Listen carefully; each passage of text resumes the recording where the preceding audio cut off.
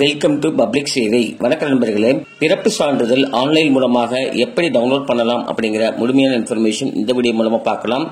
வீடு அல்லது மருத்துவமனையில் எங்கு இறந்திருந்தாலும் கூட ஜஸ்ட் 2 நிமிடத்தில் உங்களுடைய ஒரிஜினல் டெத் சர்டிபிகேட்டை ஆன்லைன் மூலமாக பதிவிறக்கம் செய்து கொள்ளலாம். தமிழ்நாட்டில் உள்ள அனைத்து டிஸ்ட்ரிக்ட்களுக்கும் அவைலபிளா இருக்கு. 1925 முதல் 2025 வரையும் யாரெல்லாம் இறந்திருக்காங்களோ சர்டிபிகேட்டை ஈஸியா ஆன்லைன் மூலமாக டவுன்லோட் செய்து கொள்ள முடியும். ஏதாவது ஒரு பிரவுசர் ஓபன் பண்ணிக்கோங்க. அதுல crstn.org அப்படின்னு டைப் பண்ணுங்க. டைப் பண்ணீங்கன்னா பர்த் அண்ட் டெத்ஸ் ரிஜிஸ்ட்ரேஷன் அப்படின்னு சொல்லிட்டு ஃபர்ஸ்ட் லிங்க் இருக்கும். அதை கிளிக் பண்ணுங்க.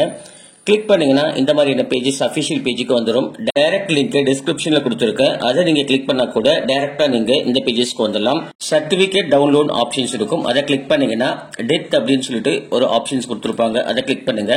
அடுத்ததா இந்த மாதிரியான பேஜஸ் ஓபன் ஆகும். இந்த பேஜஸ்ல நீங்க சர்ச் பண்ணணும். இறந்தவங்க ஆனா பெண்ணா அப்படிங்கறத கொடுக்கணும். ஃபீமேல் மேல் அப்படின்னு சொல்லி கொடுத்திருப்பாங்க. அதை செலக்ட் பண்ணிக்கோங்க. அதுக்கு அடுத்ததா உங்களுடைய டிஸ்ட்ரிக்ட் என்ன டிஸ்ட்ரிக்டோ நீங்க அந்த டிஸ்ட்ரிக்ட கொடுத்துக்கோங்க. சென்னையில இருக்கிறவங்க சர்ச் பண்றீங்க அப்படின்னா கிளிக் ஹியர்னு சொல்லிட்டு ப்ளூ கலர் இருக்கும். அதை கிளிக் பண்ணீங்கன்னா தனியா வெப்சைட் ஓபன் ஆகும். அந்த பேஜஸ் மூலமா நீங்க டவுன்லோட் பண்ணிக்கலாம். எங்க இறந்தாங்க அப்படின்றத கொடுக்கணும். ஹாஸ்பிட்டல் ஆர் ஹோம் அப்படின்னு கேட்டிருக்காங்க. ஹாஸ்பிட்டல் அப்படின்னா ஹாஸ்பிட்டல் இருந்தா நீங்க கிளிக் பண்ணணும்.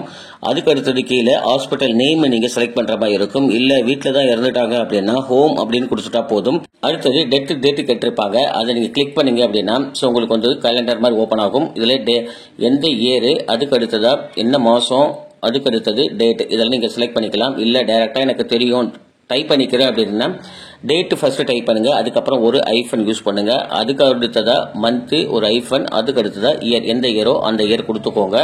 அதுக்கு கீழே மொபைல் நம்பர் கொடுத்துருப்பாங்க. மொபைல் நம்பர் நீங்க டைப் பண்ணணும். யாரோட மொபைல் நம்பர் வேணும் டைப் பண்ணலாம். அதுக்கு அடுத்தது டைப் பண்ணிட்ட பிறகு நீங்க கிளிக்னு கொடுத்துருப்பாங்க. அதை கிளிக் பண்ணீங்க அப்படின்னா ஆட்டோமேட்டிக்கா ஒரு 2 டிஜிட் நம்பர் ப்ளூ கலர்ல வந்து ஒரு நம்பர் வரும். அந்த நம்பரை வந்து பக்கத்துல இருக்கிற பாக்ஸ்ல வந்து டைப் பண்ணுங்க.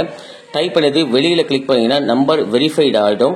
அதுக்கு அடுத்ததா கீழே வந்துட்டு ப்ளூ கலர்ல நம்பர் வெரிஃபிகேஷன் சொல்லி கொடுத்துருப்பாங்க. ஒரு பாக்ஸ் இருக்கும். அந்த பாக்ஸ்ல அந்த நம்பரை நீங்க டைப் பண்ணுங்க. எப்படி இருக்கோ அதே சேம் நம்பரை நீங்க டைப் பண்ணுங்க. டைப் பண்ணிட்டு வியூ அப்படின்னு கொடுத்தீங்கன்னா ஆட்டோமேட்டிக்கா நீங்க கொடுத்துருக்கிற டேட்ல டிஸ்ட்ரிக்ட்ல உங்களுக்கு யாரெல்லாம் இறந்திருக்காங்களோ அவங்களுடைய சர்டிபிகேட் எல்லாமே இதுல காமிக்கும். ரெஜிஸ்டர்ட் நம்பர், யார் இறந்தாங்க, அப்பா பேர் என்ன, அம்மா பேர் என்ன அப்படின்றத காமிக்கும்.